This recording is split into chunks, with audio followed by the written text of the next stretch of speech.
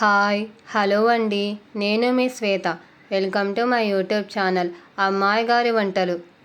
Today recipe is శొంఠి tea. Season మారినప్పుడు గొంతు సరిగ్గా లేకపోయినా, గొంతులో గరగరగా ఉన్న దానికి రెమెడీ శొంఠి టీ. దాని తయారీ విధానం చూద్దాం. Let us start the recipe. ముందుగా ఒక గిన్నెలో 1 గ్లాస్ పాలు, రోటిలో మెత్తగా దంచుకున్న 1 టేబుల్ స్పూన్ శొంఠి, 1/2 టేబుల్ స్పూన్ పచ్చి ధనియాల పొడిని వేసి పాలను బాయిల్ చేసుకోవాలి. చివరిగా బెల్లం ముక్కను వేసి పాలని బాగా మరగనించి దించేయాలి. గొంతు బాలేకపోయినా, గొంతులో గరగరగా ఉన్నా అప్పుడు శొంఠి టీని చేసుకొని తాగితే గొంతుకి హాయిగా ఉంటుంది.